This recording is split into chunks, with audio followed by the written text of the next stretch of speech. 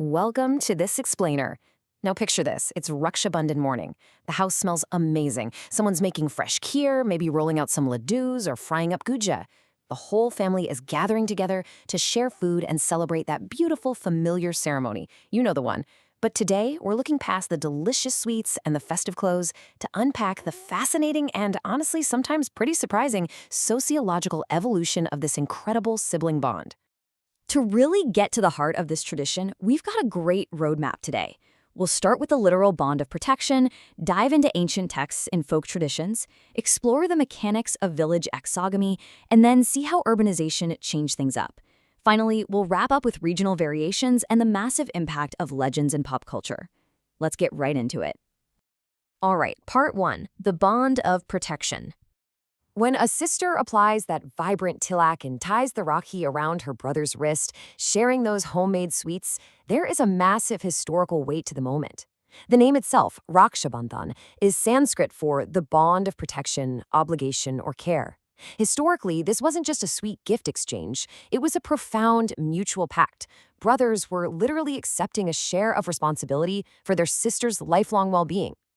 To understand the sheer gravity of this, check out this quote from development economist Beena Agarwal.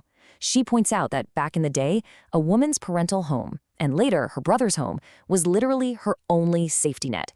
If faced with divorce, desertion, or widowhood, a brother was her primary protector.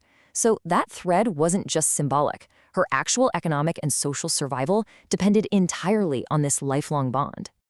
Moving right along to Section 2, Ancient Texts and Folk Traditions. So how did this whole thing start? Well, anthropologist McKim Marriott noticed something completely fascinating happening in rural India. He saw two parallel traditions running side by side. On one hand, you had this folk, grassroots little tradition called saluno, where sisters would place barley shoots on their brothers in exchange for small coins. But right alongside it was the great tradition, where Brahmin priests tied thread charms on their wealthy patrons for cash. Over time, these folk and elite rituals beautifully blended together into what we celebrate today. And speaking of that great tradition, it actually traces way back to ancient Hindu texts. Get this, in the Bhavishya Purana, the god Krishna describes tying a protective raksha, but it's not a sister doing it. It's actually a royal priest tying it onto a king's wrist. It's wild to think about, right? Priests, not sisters, were originally the main purveyors of these protective amulets. Which brings us to Section 3. Marriage and village exogamy. Now, you might be wondering, how did this become a sibling ritual? Well, it heavily ties into the historical practice of village exogamy. Custom dictated that a bride had to marry outside her home village. Because of this, the Rakhi became an essential survival mechanism. Brides relied on their brothers as lifelong intermediaries between their new in-laws and their own parents. Tying that Rakhi essentially guaranteed that no matter how far away she lived, she always had a secure bridge back home if she ever needed it. To really put a human face on this, take a look at these actual diary entries from August 1951, written by a newly married Indian woman. It reads like a countdown to a massive family reunion. On the 13th, she's shopping for the festival. The 15th, she boards a train. The 16th, she finally arrives at her natal home. And on the 17th, it's Raksha Bandhan, and she receives 10 rupees from her brother. It perfectly captures that intense, highly anticipated annual pilgrimage sisters made back to their families. Let's look at how things shifted in Section 4, Urbanization and Modern Transformations. As India modernized and nuclear families started spreading out across vast distances, the festival had to adapt, and adapt it did. Enter the era of factory-made, lightweight Rakhis sent through the mail. Anthropologists even recorded this incredible phenomenon where migrating brothers living in newly electrified villages would tune into All India radio. They'd listen to broadcasted Sanskrit mantras and tie their own mail charms onto their wrists at the exact astrological moment.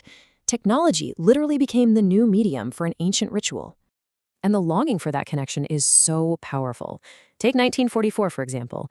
The Indian nationalist Govind Ballabha Pant was being held in a British prison. He actually wrote a heartbreaking letter to his children, mourning that his Rakhi got lost in the mail, lamenting that there was little chance of their being recovered now. It's a stark, emotional reminder of how deeply personal this thread is, even when you're separated by prison walls. But sociologists will tell you that the massive, modern footprint of this festival isn't just organic. It's been actively promoted.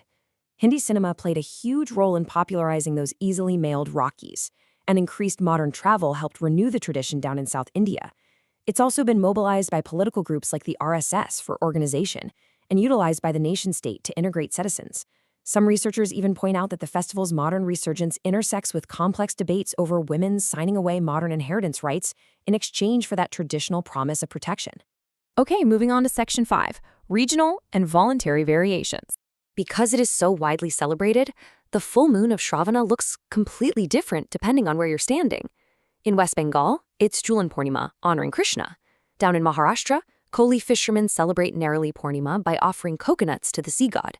Up in Nepal, Hindus and Buddhists mark Janai Purnima by changing their sacred threads. And in Odisha, during Gama Purnima, farmers actually tie Rakhis to their cattle. It just goes to show the incredible, beautiful adaptability of the state.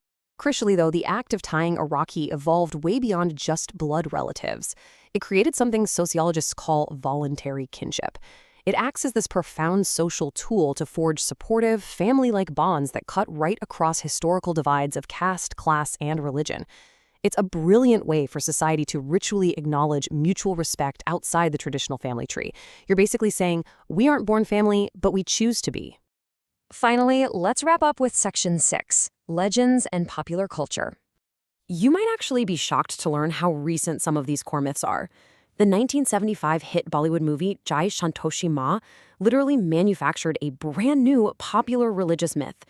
The film created this modern Genesis story, explaining that the goddess Santoshi Ma was explicitly created from divine flames for the sole purpose of giving the god Ganesha's sons a sister for Raksha Bandhan. It's a perfect example of pop culture retroactively creating mythology.